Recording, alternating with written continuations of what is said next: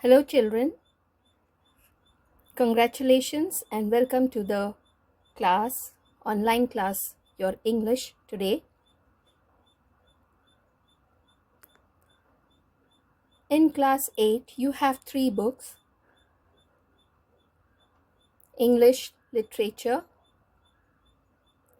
My English Reader, and Practice Book. We are going to start with the literature. The first chapter is 3 Questions by Leo Tolstoy. Let me tell you about the author. The author, his name is Leo Nikolaevich Tolstoy. He was born in Russia in 1828. He served in army from 1851 to 1856. He was a nobleman who owned a great deal of land, but felt it was his duty to give it away and lead a simple life. He came to be a firm believer in non-violence. Mahatma Gandhi was greatly impressed by his writings. Leo Tolstoy's tales give a true picture of the life of the Russian peasants, that is, the farmers. The real picture of the farmers, the Russian farmers. He does not tell a story merely to amuse us or to entertain us. He is teaching us a lesson. Leo Tolstoy has written 2 immortal classics. War and Peace is one book. Another important classic, Anna Karenina. Now, children, tell me, before you start this lesson, did you think of any auspicious time to start your lesson today? Maybe, maybe not. But here, Leo Tolstoy tells us about a king.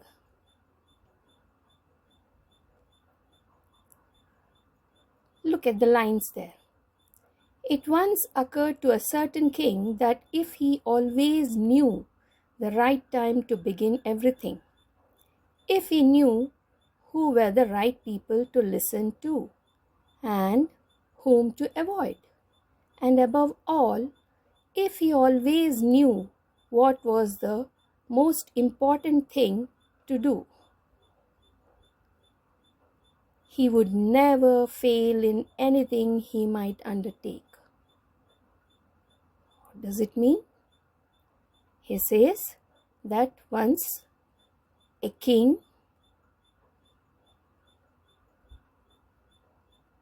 came to a conclusion that if he knew the right time to begin any work or to do any work, and if he knew who is the right person whom he could listen to and whom he could avoid, and above all, if he knew the most important thing to do, what he should do and what he shouldn't, then he would never fail in anything. And this thought have occurred to him. He had it proclaimed throughout his kingdom that he would give a great reward to anyone who would tell him what was the right time for every action and who were the most necessary people and how he might know what was the most important thing to do. He thought, now that he got this idea, he thought, let me go and proclaim or announce that in his kingdom, if a person, if anyone, if anybody knew what to do, who is the right person, what is the right time of every action, and what is the right action, then he would give a reward to that person. So what happened? And learned men came to the king, but they all answered his questions differently. Of course, different people with different answers. So, in reply to the first question, you know what some people said? What is the first question now? Yes, the first question is, what was the right time for every action? So, here, the right time. So, what was the reply here for the first question? Some people said, to know the right time for every action, one must draw up in advance a table of days, months, and years, and must live strictly according to it. What? Yes, like how we have timetables, like first period English, second period Hindi, and so on. Like that, some people suggested that there should be a timetable, a table of days, months, and years, and it should be followed strictly. They said only thus could everything be done at its proper time. Others declared that it was impossible to decide beforehand the right time for every action. But it is not always true. Some people always defy, isn't it? So what they did, some of them said, no, we don't agree to this, and it is impossible to decide beforehand the right time for every action. But that, not letting oneself to be absorbed in idle pastimes, one should always attend to all that was going on and then do what was most needful. Still, some people said what? That, see, you shouldn't simply let yourself waste your time. You should do something, keep doing, and then you should understand what is the most needful action and then do it. Again, we have others who said, however attentive the king might be to what was going on, it was impossible for one man to decide correctly the right time for every action, but that he should have a council of wise men who would help to fix the proper time for everything. What the other kind of people, what did they say? They said that there can't be just one person who can decide correctly the right time for every action. The king should have a council of wise men who would help to fix the proper time for everything. But then others said there were some things which could not wait to be laid before a council, but about which one had at once to decide whether to undertake them or not. But again, there were some more people who were against it. What did they say? They said, a council of people. Now, who would be those? Who would be those council? Who would be in the council? Who will be those people in the council? But in order to decide that, one must know beforehand what was going to happen. Yes, what was going to happen has to be known before telling what to do and when to do. So it is only magicians. So some people decided, or some people suggested, that it is only some magicians who know that, and therefore in order to know the right time for every action, one must consult magicians. So to the first question, there were so many answers. You see, what were those answers? They said, for the one, some said that there should be a timetable of days, months, and years, and it should be followed strictly. Some say that to know the right action, you should keep doing different works so that you will understand which is the most important action, and then you would do. And then some others said, it cannot be like that. One man cannot decide, therefore there should be a council of wise men. And still again, some said that who would be in the council? Therefore, it is best to go to a magician to find out, because he would be able to understand what is the most important time. Equally various were the answers to the second question.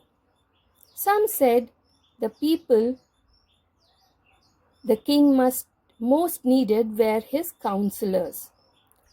Some people said, now the second question, what is the second question? Who were the most necessary people? So some people said his counselors were very much important, but others said no, the priests are important. Still others said the doctors are important, and still some others said, nay, warriors are most important. Now to the third question as to what was the most important occupation. Some replied, most important occupation means most important work to do. So some replied, what did some people say? That the most important thing in the world was science. Others said it was skill in warfare. And others still again say it was religious worship. So now the king has different answers for his three questions. And all the answers were different. Now all the answers being different, the king agreed with one of them and gave the reward to none. None of them. Sorry. The king agreed with none of them. Means the king got answers, different answers for each question. The king was not at all satisfied. Therefore, he did not reward any one of them. But still, wishing to find the right answers to his questions, you know what the king must have done? He decided to consult a hermit, widely renowned for his wisdom. Now, who is a hermit? A sage. Now, he is renowned. He is a wise man. So the hermit, now he decided to ask a hermit. The hermit lived in a wood. Now, what is this wood? Wood means the forest. So, the hermit lived in a wood which he never quitted, and he received none but common folk. What does it mean?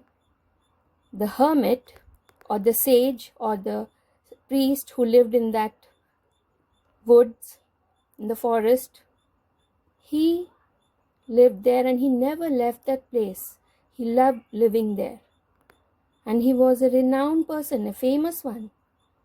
And he did not like to receive people, rich people. Only he liked to talk to the common people, common folk. So where was the hermit? The hermit lived where? In a wood, in a forest. And he never left that place. He always lived in the forest. He never left it to go to a city or something like that. No. And also, he did not like meeting rich people, He only received whom or talked to whom? Common folk. So, the king, what did he do? The king would go, the hermit would never meet him. So, what do you think the king must have done? The king put on simple clothes, and before reaching the hermit's cell, he dismounted. How would the king go? He would not go walking, isn't it? He would go by his horse. But if he goes by his horse, the hermit will come to know. So, what the king did? He got down the horse, he dismounted the horse before he reached the hermit. Dismounted from his horse and leaving his bodyguards behind. He didn't take his bodyguards with him. If the hermit will see him along with his bodyguards, will he allow him? Will he talk to him? No, never. So what he did, he left his bodyguards and his horse where before he entered into the forest. And he went all alone into the forest to meet the hermit. When the king approached, the hermit was digging earth in front of his hut. So what was the hermit doing when the king approached or when the king reached? The hermit was doing his work. What? Digging the earth, digging the field, and just in front of his hut. Now seeing this, the king, he saw the king. The hermit saw the king. He greeted him and went on digging, but he never stopped. He saw the king, he said hello, and he continued with his work. The hermit was frail and weak, and each time he stuck his spade into the ground and turned a little earth, he breathed heavily. How did the hermit look like? He was very thin and frail and weak. And every time he dug the earth with his spade, what happened? He took a heavy breath. He breathed heavily. Means he was panting. The king went up to him and said, "Now you tell me, seeing the hermit panting like that, breathing heavily, what do you think the king should do? Should he sit there or should he go and help the hermit?" Yes, he should go and help the hermit. The king, so he went up to the hermit and said, "I have come to you, wise hermit, to ask you to answer 3 questions. But the king was very clever. First he asked him his doubts and then, let's see. So he said he has come there for answers. He has come with 3 questions and he wants answers to those 3 questions. How can I learn to do the right thing at the right time? Who are the people I most need? And to whom should I, therefore, pay more attention than to the rest? And the third question is, and what affairs or jobs are the most important and need my first attention?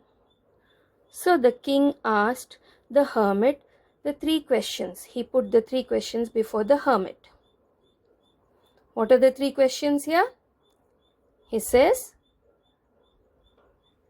how can I learn to do the right thing at the right time? The second question is, who are the people I most need and to whom should I pay more attention to than to the rest? And the third question is, what affairs are the most important and need my first attention? Now, what did the hermit do? The hermit listened to the king but answered nothing. He just spat on his hand and recommenced digging. What did the hermit do? He spat on his hand. And what did he do? he continued digging his earth, digging the earth. Now there are some difficult words which you have to find out the meaning and write.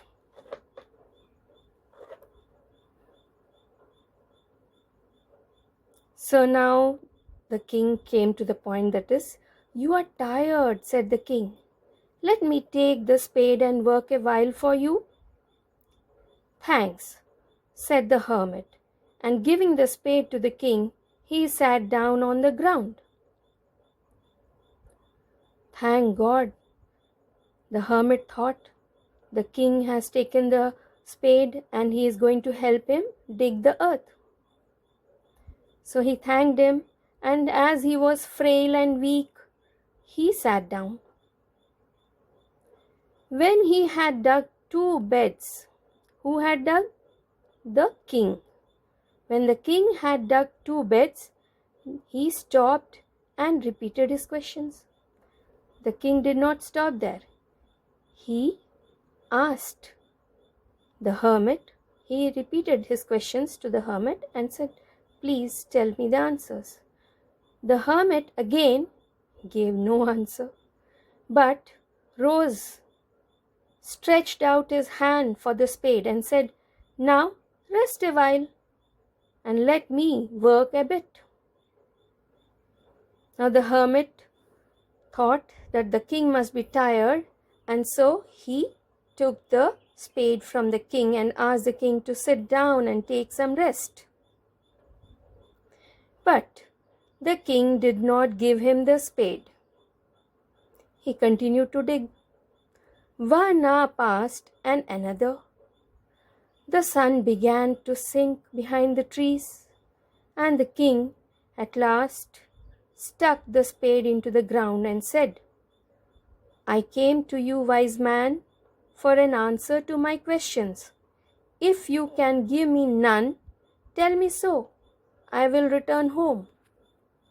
See, the king says, now he asked the hermit 2 times, but then the hermit did not answer him. He repeated the question, yet he didn't answer. So it was getting evening too. So he thought, now what to do? He thought he has to leave the place, isn't it? So he thought, he asked the hermit to answer the questions. And he also told the hermit that if he did not give him the answers, he should tell him. He shouldn't be mum, quite like that. "Here comes someone running," said the hermit. "Let us see who it is." See, the hermit did not answer the questions. Rather, he told the king that someone is coming running into the forest. Let's see who it is. So they wanted to know who came running there. The king turned round and saw a bearded man come running out of the wood. The man held his hands pressed against his stomach, and blood was flowing from under them. When he reached the king, he fell fainting on the ground, moaning feebly. So what did they see? Who came running?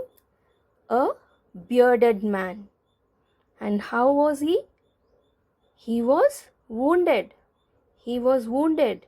In his stomach he had a wound. He pressed his hands against his stomach, but he couldn't stop the blood flowing out. The blood was just oozing out of it, flowing out from there. And when he reached the king, he came near the king and he fell on the ground, crying, mourning with pain. He was, feebly, means he didn't have that strength to even cry. Now, the king and the hermit unfastened the man's clothing. What did the king and the hermit do immediately? See, both of them now they reacted. What is the reaction? They both immediately unfastened his clothing. That means they loosened his clothing, and there what they saw, there was a large wound in his stomach. The king washed it as best as he could and bandaged it with his handkerchief and with a towel the hermit had. So what the king did? He washed the wound, then he bandaged it with what? His handkerchief, the king's handkerchief, and also he had taken the towel of the hermit. But unfortunately, the blood did not stop flowing, and the king again and again removed the bandage, which was soaked with warm blood, and washed and rebandaged the wound. So the king continued doing this because the blood continued to flow out. When at last the blood ceased flowing, when the blood stopped flowing, the man, he revived and asked for something to drink. When the man came to consciousness, when he became a little stable, then he asked for something to drink. He wanted strength. So what the king did? The king brought fresh water and gave it to him. Meanwhile, the sun had set and it was getting dark and it had become cool. So the king, with the hermit's help, carried the wounded man into the hut and laid him on the bed. Lying on the bed, the man closed his eyes and was quiet. But the king was so tired with his walk and with the work he had done that he crouched down on the threshold and fell asleep, so soundly that he slept all through the short summer night. So what happened now? He nursed the wounded man, and the wounded man could revive, and he even gave him water to drink, and then carried him to the bed, and he made him lie down on the bed. And when the man was resting there, the king, who was so tired — how did he become tired, by the way?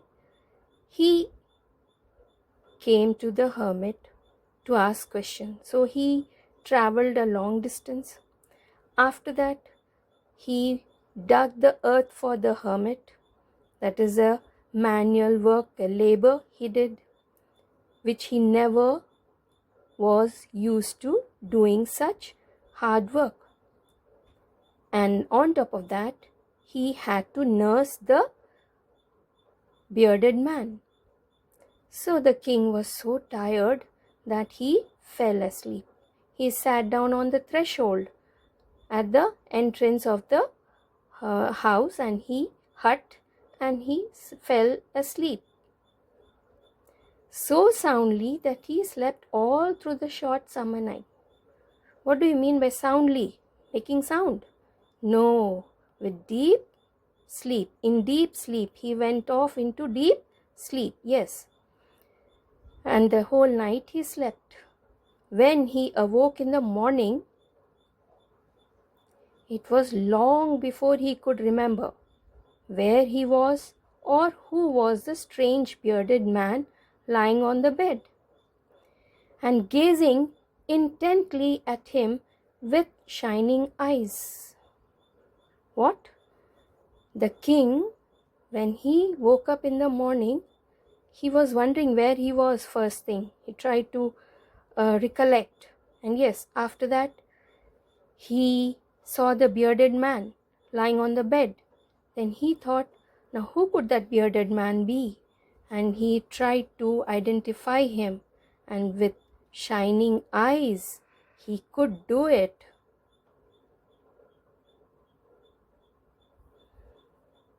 "Forgive me," said the bearded man. When the bearded man opened his eyes, whom did he see? He saw the king. And he pleaded the king, "Forgive me." and that too in a weak voice, when he saw that the king was awake and was looking at him.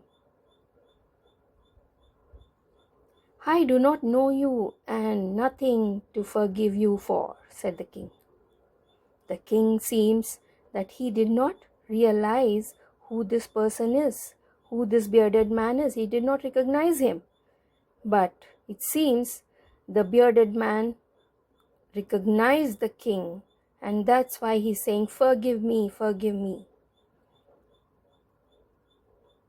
And why do you think the king looked intently with shining eyes? Do you think that he recognized the man? No. Those shining eyes were for to see that the man has recovered. The man is well, he is okay, he is out of danger. So, when this bearded man asked for forgiveness, the king says he did not recognize him. He doesn't know who he is, and why should he forgive him? "You do not know me, but I know you. I am that enemy of yours who swore to revenge himself on you, because you executed his brother and seized his property." So, now the bearded man says that he knows the king. The king does not recognize him or know him, but the bearded man knows him. Why? Because the king had, it seems, once executed his brother and seized his property. It seems the king had, executed his brother and defeated his brother, and he has taken his property also from him. And that's why this bearded man came to take revenge, to revenge himself on the king. "I knew you had gone alone to see the hermit." How did he know? See, he because he wanted to revenge, so he must be following him. And therefore, he says that he knew that the king had gone alone to see the hermit. "And I resolved to kill you on your way back." So the bearded man decided to kill the king on the way back. That means when the king would return from the hermit to his kingdom, then he would kill the king on the way. "But the day passed and you did not return." The bearded man says, "The day, yes. What time was it when the king was getting ready to go? It was evening. The sun has set already. It was cool and it was getting dark." So, this man who followed the king since morning, he must have been hiding somewhere, isn't it? Now he tells here, when the king did not return, now he speaks out, he confesses. What does he say? "I came out from my ambush to find you." He says that he came out from his ambush. Ambush means hiding place. He came out from his hiding place to find the king. "And then I came upon you." So what the bearded man said, "I came out from my ambush to find you. I came upon your bodyguards and they recognized me and wounded me. I escaped from them, but should have bled to death had you not dressed my wounds.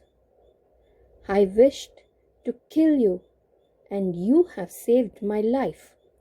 Now, if I live, and if you wish it, I will serve you as your most faithful slave and will bid my sons do the same. Forgive me." So you see here that the bearded man who had actually come to kill the king now confesses before the king that he had come here to kill the king because the king had once executed the bearded man's brother and seized his property. So he came here to take revenge. But now the king, knowing nothing about this bearded man, he served him, he nursed his wounds, he dressed his wounds, and he saved the bearded man's life. So the bearded man is now full of gratitude for the king. So what he did? He said he is going to, if the king will allow him, he is going to serve him like a faithful slave. And he would also ask his sons to do the same. And now he asks for forgiveness. And what do you think now would the king do? Will the king forgive him, or will he kill him also? Look at the king's face here, full of peace.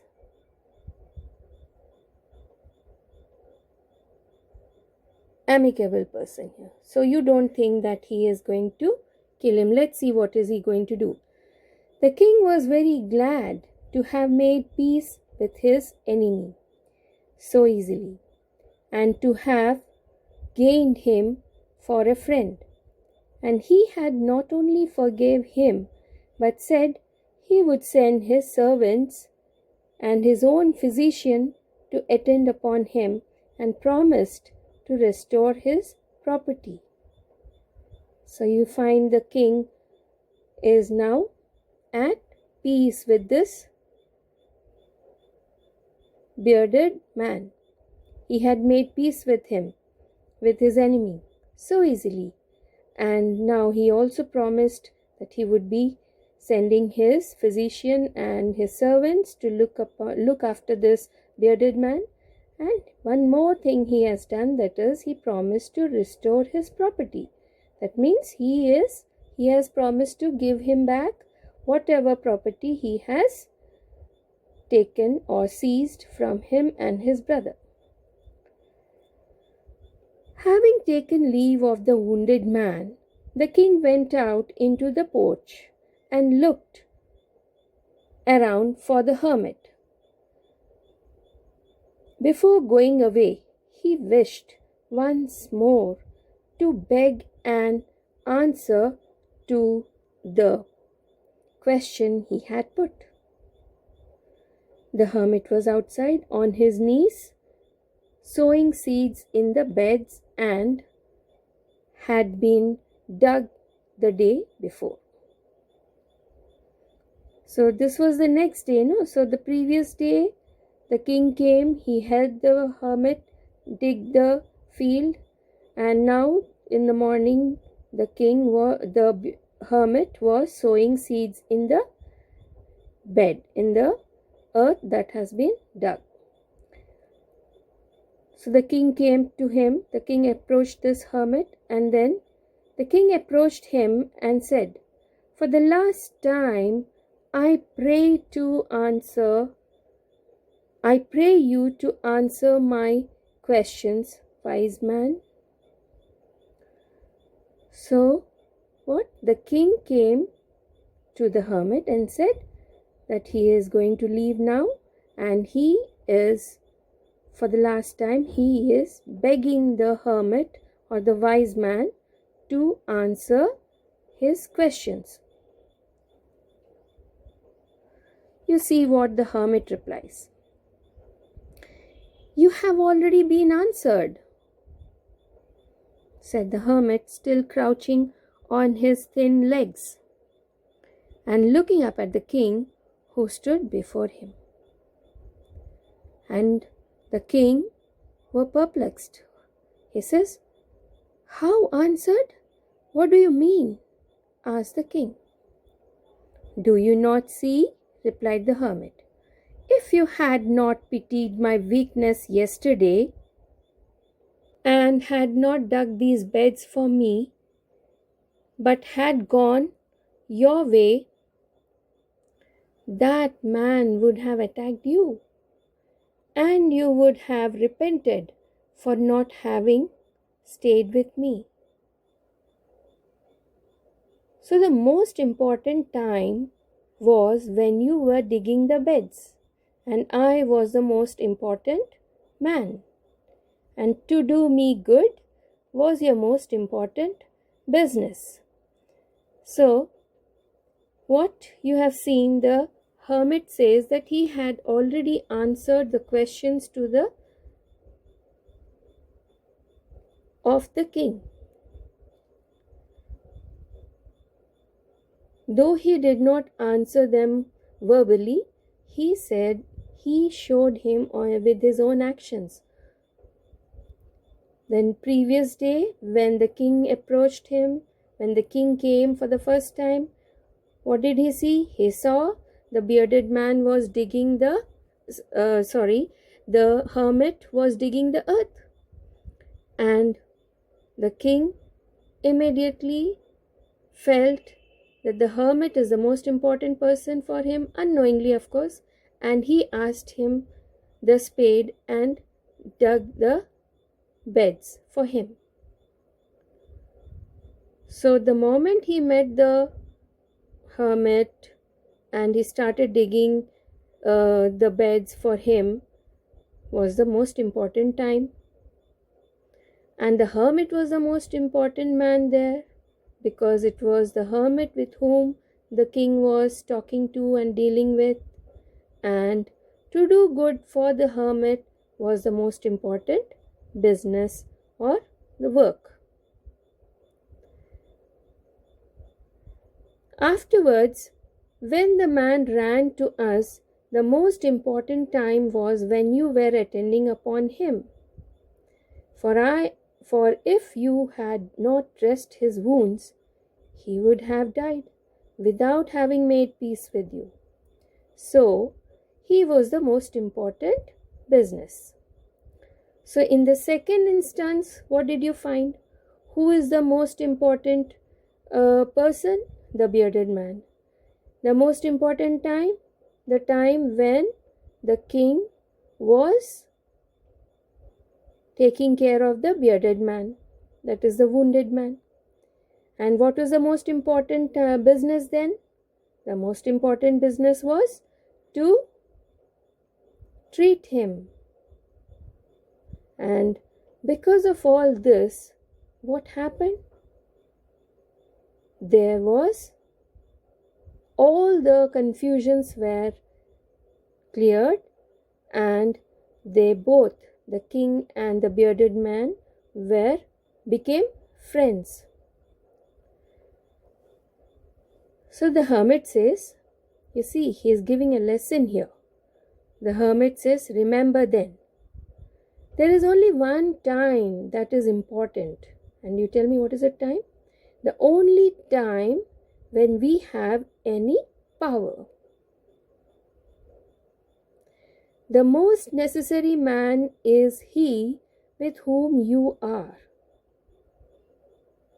For no man knows whether he will ever have dealing with anyone else, and the most important affair is to do him good. Because for that purpose alone was man sent into this life. So here you find the hermit doing his duty. What is his duty? The preaching. What is his preaching? As a messenger of God, he tells the king that what is the purpose of being a human being or born as a human being on this earth. He says the most important time is when you have power. The most necessary man is with whom you are.